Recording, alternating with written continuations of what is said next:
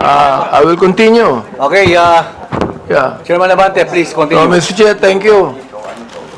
Andito po pa si Miss Joey Cruz.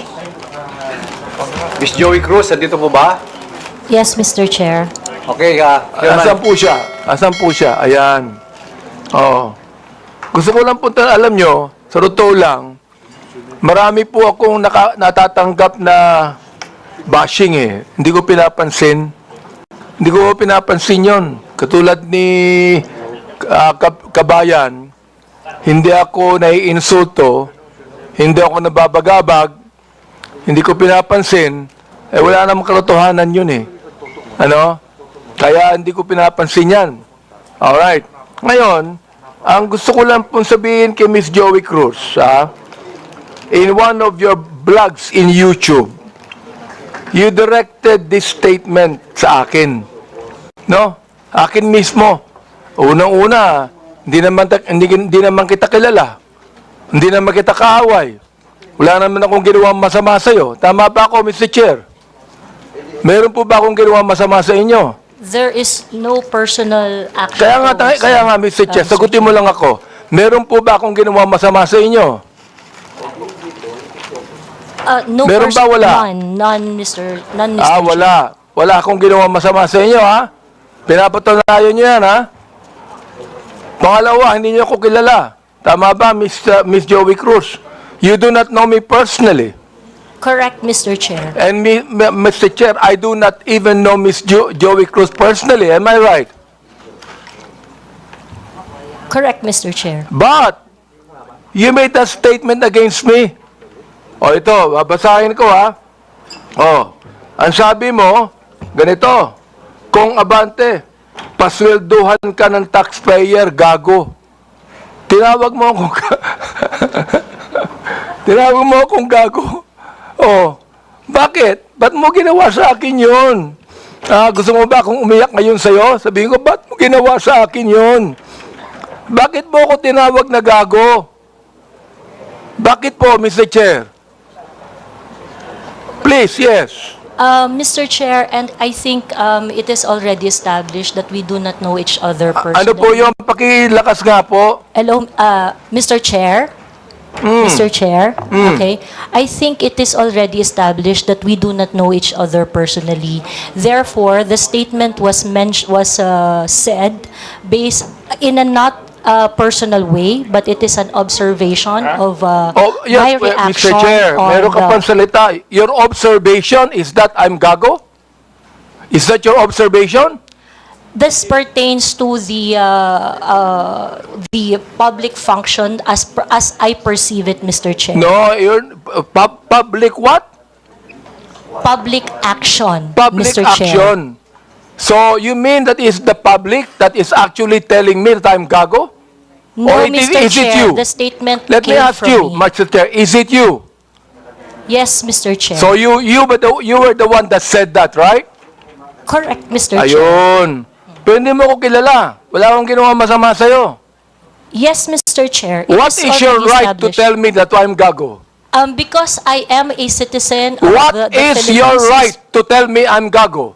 That is part of my freedom of speech, Mr. Oh, Chair. is that right? Yes, Mr. Chair. So your freedom of speech is to tell a person that he is gago? Freedom of speech ba yan? My freedom of speech, part of my freedom Bay, ang of galing speech is mo. to react Ang on the galing mo. action of Ito a pa, public official. sinabi mo ha, in another post, ito sinabi mo. Pero alam mo, kaya tayo nagmi-meeting dito, para mini-mention ko ito, no? Pero sa totoo lang, hindi ko pinansin yan, matagal na yan eh. Di ba? Hindi ko pinansin yan. Ito ha, ang sabi mo, you know, Kong Benny Abante, I can find all of this. Isasampal ko ito sa pagmumukha mo. Is that still freedom of speech? Mr. Chair, I am not very familiar Yes on or that no, post. Mr. Chair? Is that still, you think, freedom of speech? When you said, isasampal ko ito sa pagmumukha mo. Mr. Is Chair, that freedom of speech? yes, Mr. Chair. Ganon. Oo. So, ibig sabihin, ganito. If I tell you right now, sasampaling kita. Freedom of speech yan. That's part of your freedom, Mr. Chair. Pag sinampal kita, hindi na freedom of speech yan. Of course, sir, it's overt Ay, hindi action na. already. Yes, Hindi sir. na, no? Yes, sir. Oo, ang galing. Mahusay ito. Oo, magaling ka. Oo. Ang sabi mo, I'm going to be Hindi ko masabi to, Mr. Chair. F-U-C-K-E-D. Prepared. Binanggit mo yon. Mr. Chair, Bakit naman? Mr. Chair, Ano may ba I nagawa know kong when kasalanan that post sa'yo? was posted? Mr. Chair? Oh. Mr. Chair, so that I can answer intelligently on the question You of... can, Mr. Chair, may I know you can the date answer of the intelligently. I But cannot what you answer... said here, is that intelligent? Let me ask you. Let me ask you, Mr. Chair. Nung sinabi mo, you know, Combene Abante, I can find all of this, isasampal ko ito sa pagmumukha mo. Is that intelligent? Mr. Chair, I cannot intelligently answer if I do not know when the post was posted. You don't know, Mr. Yes, Chair? Mr. Chair, I think in a day I post maybe 50, Well, you know, 50 posts in a day. I would like to understand, It Mr. means, Chair. Mr. Chair, that you can post something today and you forget that tomorrow. Am I right? That is correct, Mr. Chair. That's very likely. So, pakiklaro nga, Mr. Chair. Ano yung isasampal mo sa pagmumukha ko? That is why, Mr. Chair, for me to intelligently answer your question, I need to know when it was posted. Well, we are going to get the date when this was said. Thank you, Mr. You would Chair. be able to know. Ha? Thank you. Kaya, pinapa-confirm ko lang yung statement na yan eh. Oh, ibig sabihin, do you believe, hindi ko na sabihin ang freedom of speech. Do you believe that this falls under protected speech? I'm so sorry, Mr. Chair. May you please repeat Do the you question? believe that this falls under protected speech? Mr. Chair, like I said earlier, I would like to know first the context of the post. But rest assured, Mr. Chair, that when I post in my platform, I make sure that it is a reaction on the news or public action. As a political observer, I always practice. Miss Cruz, is this a political statement? You were saying a political observer. Is this a political statement? Do you believe that using profanities, insults, and malicious accusations online represent fair and respectful, intelligent discourse? Except as part of your statement, Mr. Chair, the malicious imputation you said, except that, the rest that you said, yes, it is part of the healthy public discourse. It is part of what, Mr. Chair? Healthy public discourse. O therefore, pag binanggit natin using profanities, insults, and malicious accusations, that is, anong tawag mo doon? Part health- of the healthy discourse, Mr. Chair. Healthy discourse. Healthy discourse ba yon? Yung Yes, Mr. profanities, Chair. Yes, Mr. insults, and malicious statements, healthy discourse sa'yo yun. Chair. Yes, Mr. And that's Chair. the reason why, Mr. Chair, that we should now actually craft a legislation to put a stop to Miss Joey Cruz, who seemed to be intelligent, and a woman using profanities, malicious insults, saying it is healthy. Yes, Mr. Chair, I stand by my statement. Everything you said, except the malicious imputation, which I do not do, is part of a healthy public discourse. It is part of my freedom of speech. In fact, it is recognized under the Universal Declaration of Human Rights Act that I It is should be able recognized to where? express my opinion without Miss interference. Joey Cruz, I am the chairman of the Committee on Human Rights, and this is not recognized. Profanities, insults, and malicious words are violation of human rights. You violated my human rights. Mr. Chairman, Mr. Chairman, Mr. Chairman, may I inquire, sino po yung sa tabi ni no resource person? Please identify yourself. Are you the lawyer of Yes, Your Ms. Honor. Cruz? I'm Attorney Mark Anthony Manuel. I'm the counsel for Ms. Cruz, Your Honor. Have you entered your appearance here? Yes, Your Honor, please. So Mr. please Chair. be reminded that you can only give legal advice to your client and you ask the chairman. Yes, Your Honor. Please sit not in the resource person at the back. You are not allowed to sit. At the back, you sit at the back. Yes, Mr. Lawyers are not allowed to sit beside the resource persons. And please be advised that ask permission from the chairman. Yes, yes. Also sit at Mr. the back. Chair. Yes, Mr. Do Chair. not sit beside your client. And rest assured that I am only advising my client as And to then, her so legal ask the rights. chairman the permission before you give the advice. Yes, Mr. Chair. Also sit at the back. Thank you, Mr. Chairman. Thank you, Mr. Chair. Attorney, please comply. We'll now proceed on the issue on social media influencers, or personalities rather. May I request that all social media personalities take the microphone and introduce yourselves one by one, starting to the nearest to the chairman. Good afternoon, Mr. Chair. I am George Ahmed Paglinawan. I am a lawyer. I am not Ado Paglinawan, the one that was mentioned by the Commodore Tariela. I believe there is another person who is named Ado Paglinawan, and I'm sure that that is not me. Thank you. Okay, next.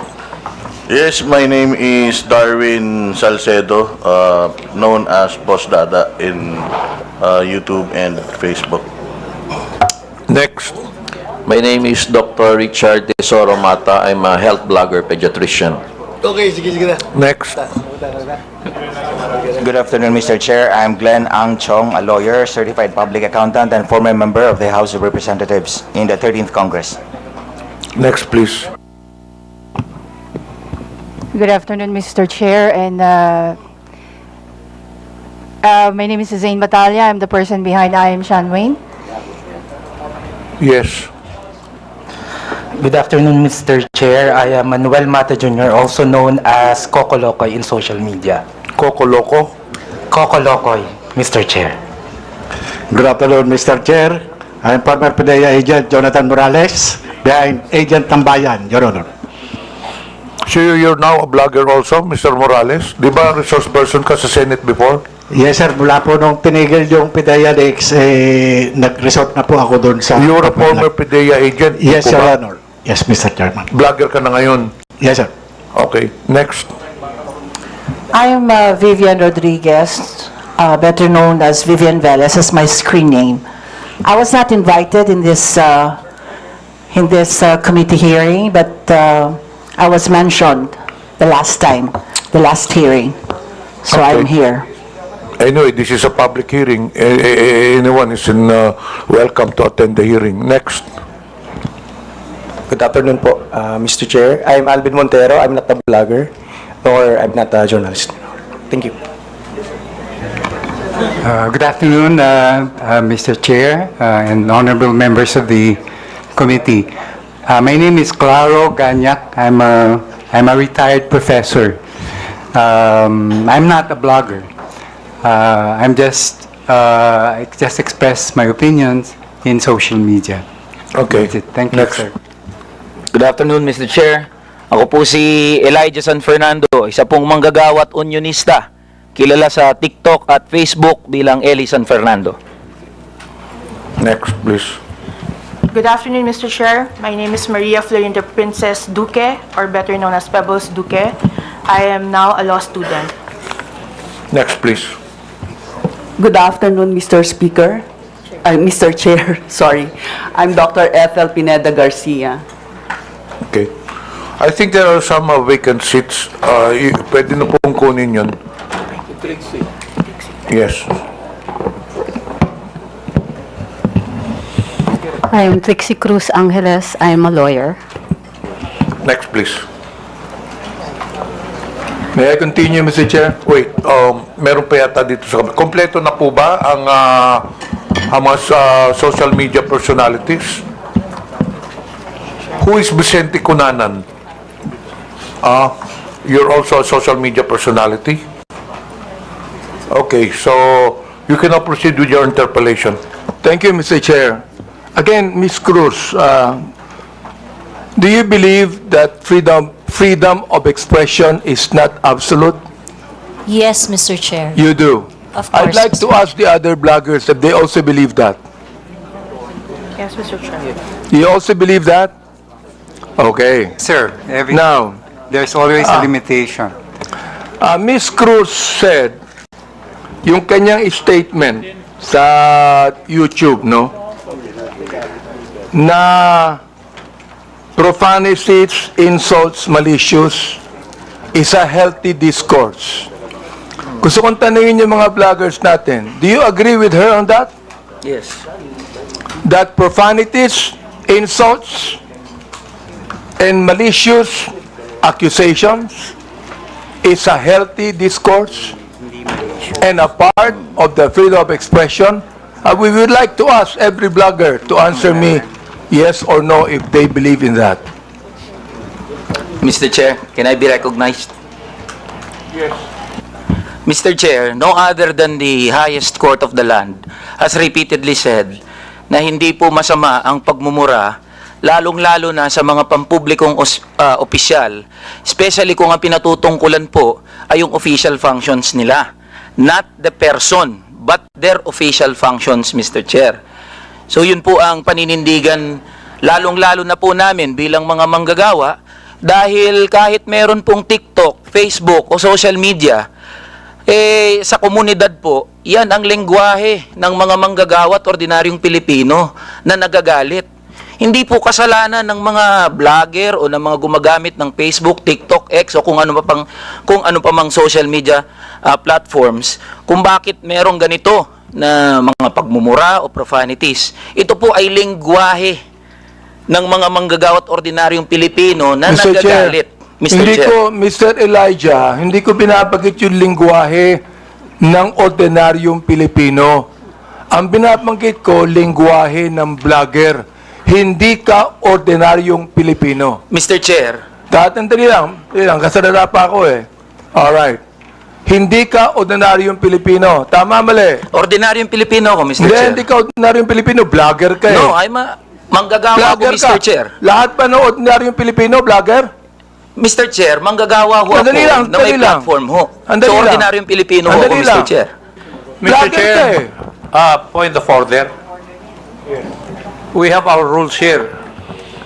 I think the resource person cannot answer without being recognized by the chair. Sorry, Mr. Chair. Okay, to all reminder to all resource persons, let the interpolator finish his line of questioning in his statement, and resource persons can only talk when the chair recognizes them. Okay. Nabanggit mo kanina na yung profanities, yung insult, yung malicious accusation, kung yan ay sinabi sa kanyang, anong tawag doon, functions bilang public official, okay yun. Yung sabi mo, di ba? But not on a personal basis, correct? Ayan. Yes, Mr. Chair. Sabihin natin, naniniwala ako dyan. Pero, hindi naman niya sinabi yan sa akin on my public functions, official functions. It is a personal accusations on me. Mr. Elijah. I cannot, Mr. Chair, can I be I cannot speak on behalf of Ms. Joey, Mr. Chair. Inaano ko lang yung sinabi mo. Yes, Mr. Chair. Okay, now I'd like to ask Ms. Joey, Ms. Cruz, are you insulting me on my public official functions or it is a personal accusation on me? It's not a personal accusation, Mr. Chair, and I think we have agreed early on that we do not have any personal relationship. So Yes, that that's is right. just- Pero ito, ang sabi ni Elijah, okay lang yon kung yan ay sinabi in my official functions as a public servant. Alam mo ba yung official functions ko? Yes, Mr. Chair, and Alam mo. So therefore, hindi ka naniniwala sa aking official functions, kaya tinawag mo akong gago. no, Mr. Chair, the observation that I uttered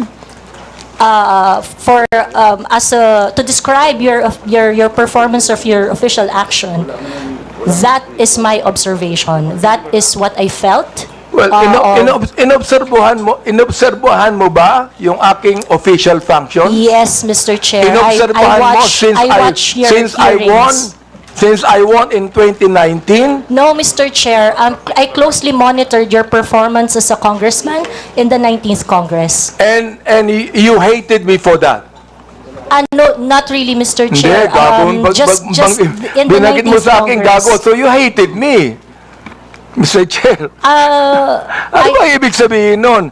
Binanggit mo, gago ako. Binanggit mo, isasampal ko ito sa pagmumukha mo. Binanggit mo, I'm going to be... Hindi ko mabanggit eh. Okay. If you prepared, binanggit mo yun eh. May Oo. I respond, Mr. Chair? Therefore, you hated me. Hindi pwedeng sabihin mo sa akin na you love me. Is that a person that you said that you love me? I love you, and because of that, isasampal ko ito sa'yo. May I respond, Mr. Chair? Yeah, go ahead. Sige, Mr. Chair, go ahead, respond. At the very most, I do not like your performance as a member of the 19th Congress. But hate is such a powerful word because we established earlier that we do not have any personal relationship or any personal Mr. Chair, affiliation.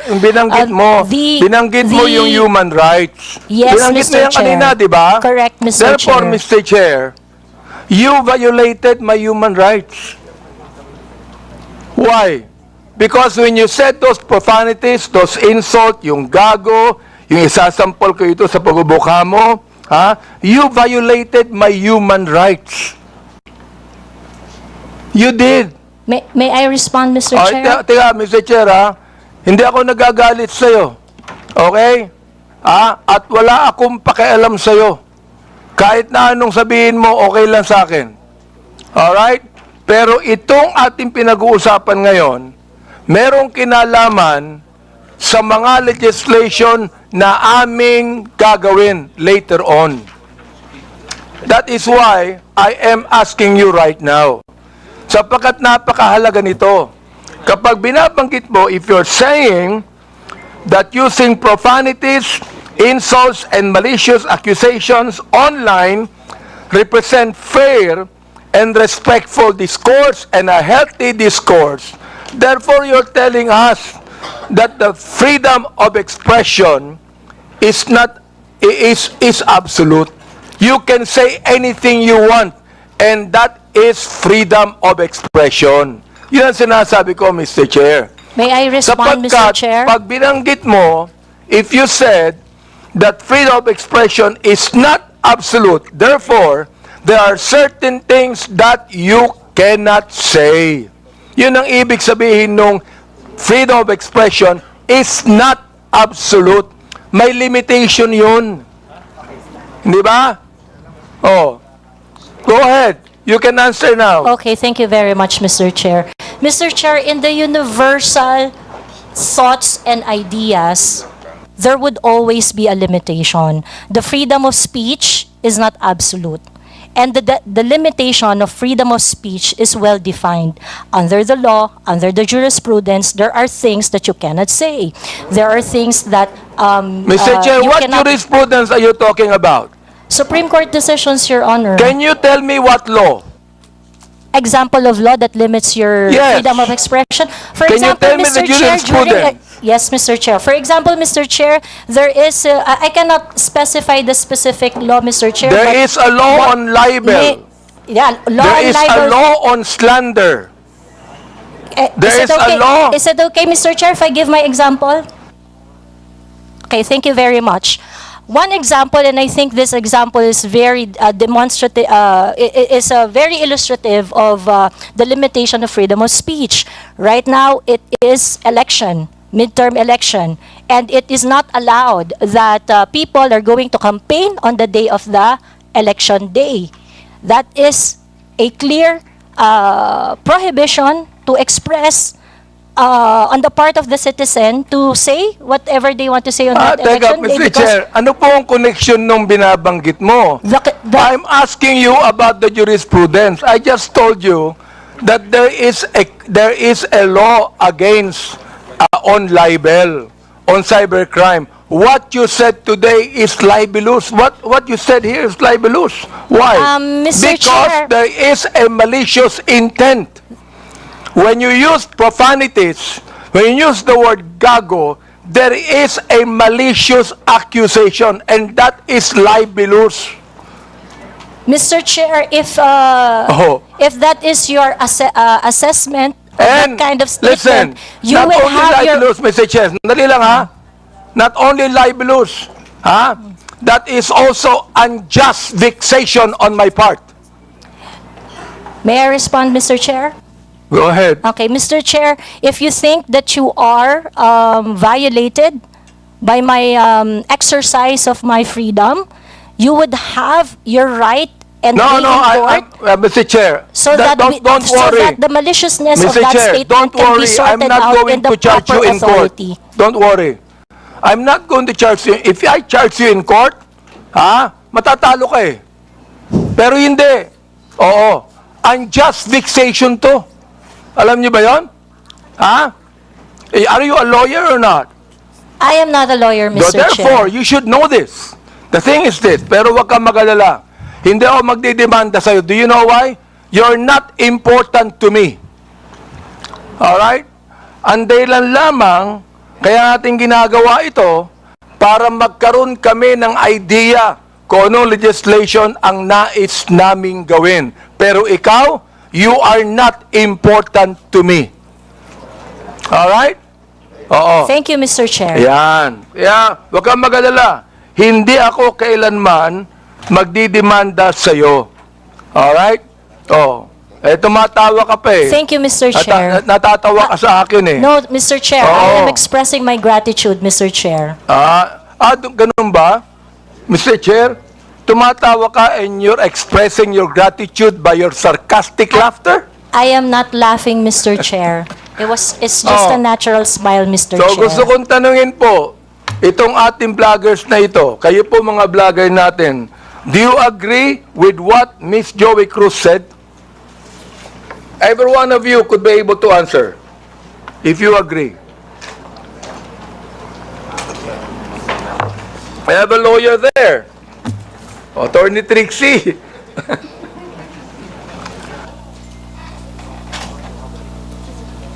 Attorney Trixie, you have the floor. Thank you, Mr. Chair. I disagree with Ms. Joey. I believe that there is, instead of a limitation on the freedom of speech, I believe that speech is either protected or not protected. Thank you very much. Those that are covered by the law, such as the law on inciting to terrorism, inciting to rebellion, and so on, are unprotected speech. And those that are not covered by any limitations by the law are protected speech. The Supreme Court has said that expressions of frustration are protected speech. And therefore, although we differ, Ms. Joey and I, on the approach to the problem, we agree on the solution. Okay, let me ask the other bloggers that we have. Each of you could be able to answer and tell me if you agree with Ms. Cruz on that. Your Honor. Mr. Chair. I am Dr. Mata. I'm a bit forgiving on those things sometimes, Mr. Chair, because sometimes people are so expressive that we tend to say things. And I could cite, Mr. Chair, your example on the last hearing. You mentioned something as well. I won't mention it now, but you said it's something, but I know it was withdrawn as well. So there's no, I'm not affected by what you said, because sometimes you're just, in your emotions, you tend to say things, which you said, TANGA, but it's okay, Your Honor. Mr. Chair, let me answer that, no? When I say TANGA, binalik ko lang sa kanya eh. Siya ang unang nagsabi. Siya ang unang nagsabi. Para bang pinukulo ka ng balisong, nasa lubo yung balisong, binalik mo sa kanya. Kaya ako binanggit. Hindi ako ang unang nagsabi. Ang unang nagsabi, yung vlogger mismo. Ibinalik ko lamang sa kanya. Oh, ngayon, ako ang masama. Samantalang yung vlogger na nagsabing tanga ang gobyerno, hindi masama. Nung ako ang nagsabing tanga, ako naman ngayon na masama. Ano ba talaga, Mr. Chair? Yes, thank you for your explanation on that, Mr. Chair. Mr. Chair.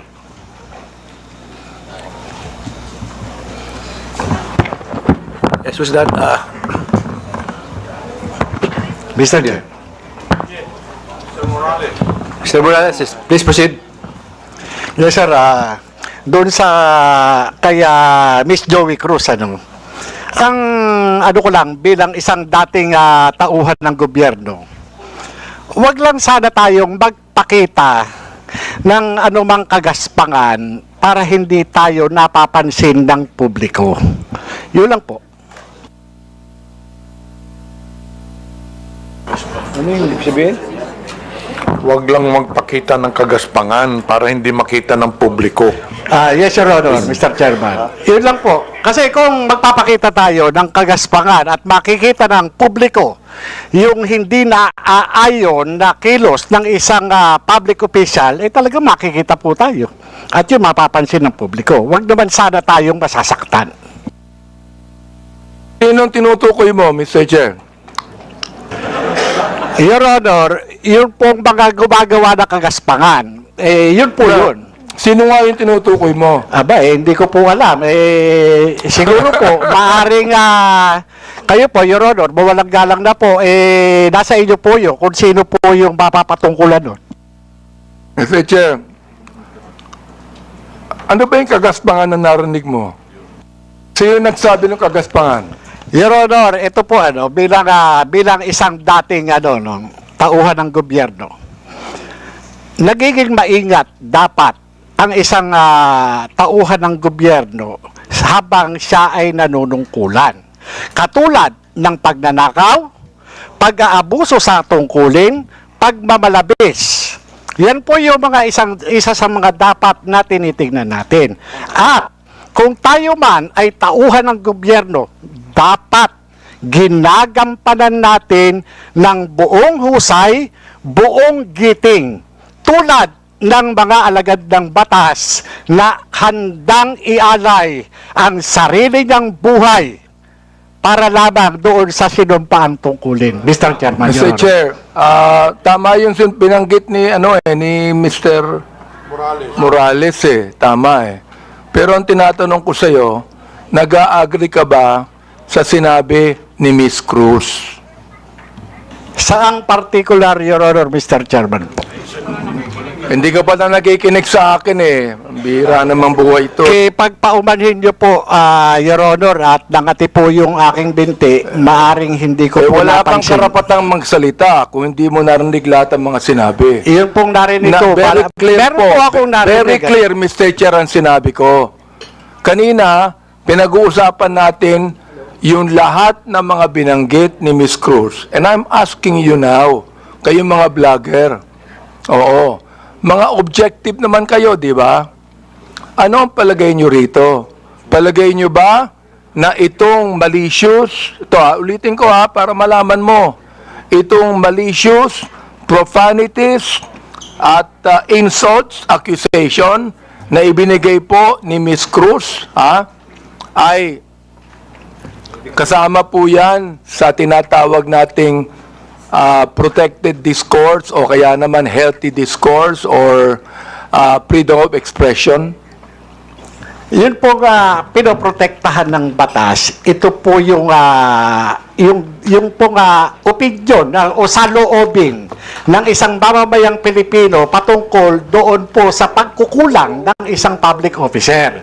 Yun po hindi pinoprotektahan ng batas. Ito po yung pag-iingganyo ng paggawa ng illegal o labag sa batas. Yung pagkukulang, Mr. Chair, kung walang ginawang illegal, may karapatan ba siya? Kung walang ginawang illegal, Your Honor? Depende po Depende po sa napapansin at kung po sa nagbibigay ng opinion, Your Honor. Miss Joey, meron po ba akong ginawang illegal? Meron po ba? Nothing that I said in my Yun, mouth. wala akong ginawang illegal. Meron ba akong ginawang immoral?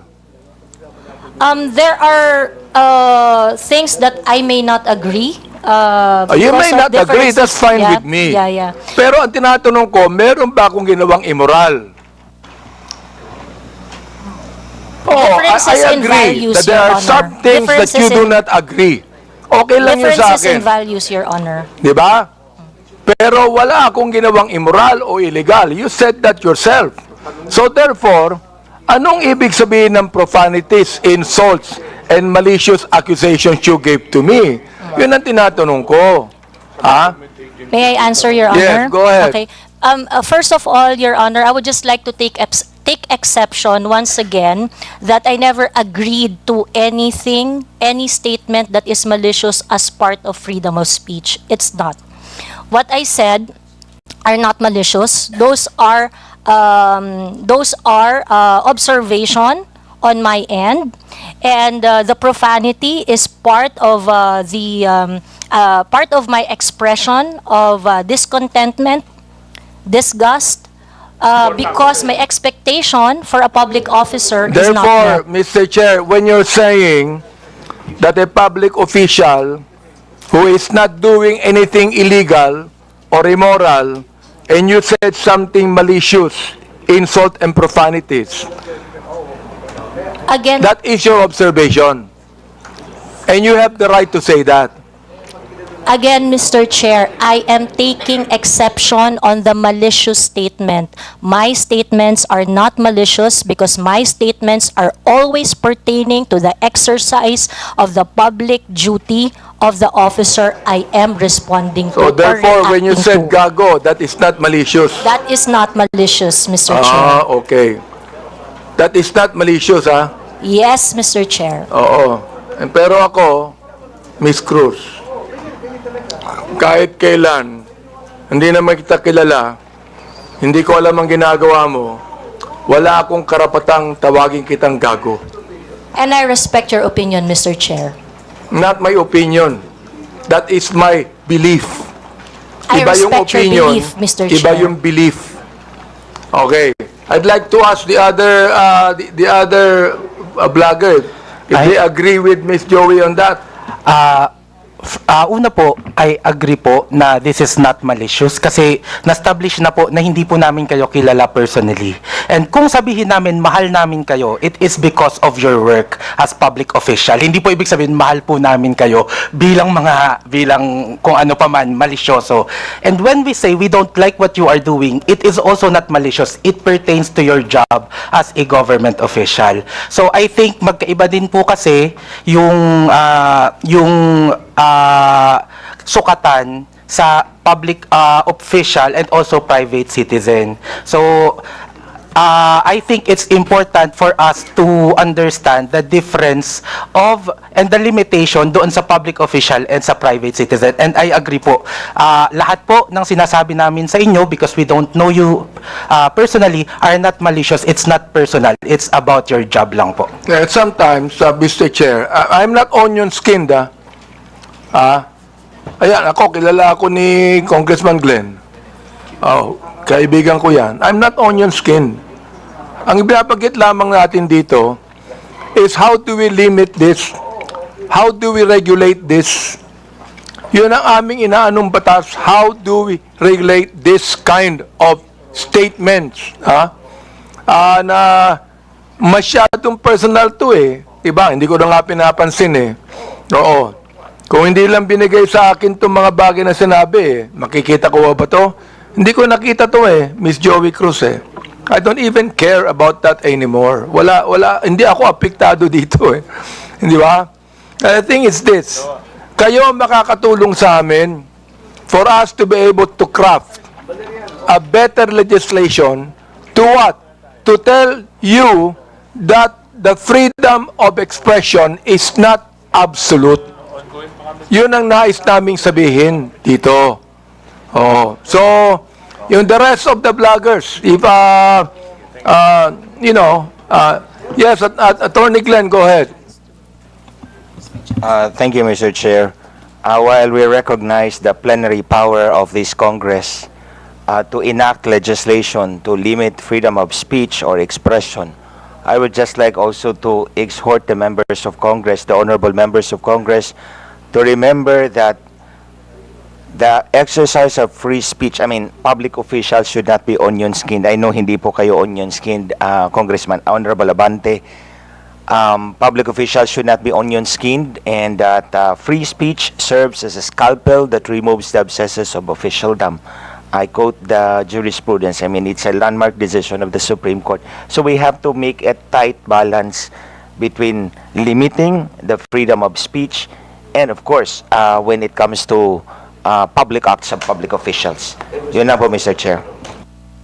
May we hear the others, Mr. Chair? Go ahead. Yes, Mr. That Chair. handsome man right there. Ako po, Mr. Chair. May I be recognized po? Mr. Chair, sundan ko lang po yung binanggit po ni Attorney Trixie about protected speech. I don't know the specifics of what Ms. Joey said. Be that as it may, Mr. Chair, kung yung pong mga binanggit niya ay nakapatungkol po sa official function, then it is warranted. If it pertains to the personal po na buhay, then it is unwarranted. Naiintindihan po namin yung predicament, Mr. Chair, ng mga congressman natin, ng mga public official natin na talagang nasa scrutiny ng taong bayan. Pero hinihingi rin po ng taong bayan, lalong-lalo na ng mga manggagawa, ang pag-intindi po ng ating mga congressmen doon sa kung ano yung nararamdaman at ano yung pakiramdam, emosyon ng mga tao patungkol doon sa function po ng ating mga public official. I believe yung mga binanggit po ni Ms. Joey, it is part of protected speech. And I think doon po pwede tayong magkaisa. That's all, Mr. Chair. Meron pa. Yes, Miss, Mr. Chair, good afternoon po. Yung tungkol po sa sinabi ni pagsasamahin ko na po yung tatlo, ni Ma'am Joey, ni Attorney Trixie, at saka ni Sir Elijah. Kami po na mga content creators, nasa public eye din po kami, gaya po ninyo. So, whatever content or opinions that we also post online, nakaka-receive din po kami ng mga gaya ninyo na masasakit na salita. Kaya naiintindihan po namin kung saan din kayo nanggagaling. However, ang difference lang po natin, ang atake sa amin personal, ang atake po sa inyo, on your official function. Ngayon, ang masasabi ko lang po siguro pagdating sa bagay na yan, kami po, pinapabayaan po namin yung mga haters namin at saka bashers to air out what they think and feel about what we say. Hindi ko naman din po sinasabi na dapat ganun din po kayo. It so happen lang that sa inyo po, pagdating sa mga nasasabi nyo po, sa mga press briefing nyo po, sa press con nyo, or even sa mga pinapublish sa news, ang sa aming mga content creator, naka-anchor kami lagi kung ano lang po ang nasasabi ninyo. Mr. Chair, Ms. Batalya, Yes po. gusto ko lang pong banggitin din, Alam mo, natanggap ko itong mga bagay na ito since Quadcom days, Hindi ako binabas ng sino man bago ang Quadcom. Bakit kaya? Di ba? Mr. Chair, if I may, hindi ako nababas eh. Oo, ngayon lang talaga. Hindi ko alam kung bakit eh. Oo, yun ang gusto kong sabihin sana sa inyo. Di ba? Yes, Manuel Mata po. Mr. yes, Chair, Mr. Mata, yes. that is exactly the point kung bakit hindi po tayo nakafocus dapat dun sa mga protected naman na speeches ng mga tao. But the reason of frustration, ano po yung context bakit po nasabi yon ni frustrate, bakit nga po nasabi yon, and yun po yung masolusyonan natin. I think dun po sana tayo nakafocus, and I think yun yung rason kung bakit sinasabi ng batas natin na dapat hindi onion skinned yung mga government official para nakafocus tayo doon sa totoong problema and cause of frustration ng mga tao. Mr. Chair, sinabi ko na hindi ako onion skin, di ba? Yes po, Mr. Chair. The fact that you are here talking with us Yes. with this kind of respect is, I agree. Kaya Mr. Chair, hindi ko talaga, since the time na yung Quadcom, hindi ako nagsalita ng anuman sa inyo o nag-vlog sa akin. Miss Joey, hindi ka nakarinig sa akin anuman salita, di ba? Miss Joey, you have never heard me say anything against you or about you. Am I right? Yes, sir.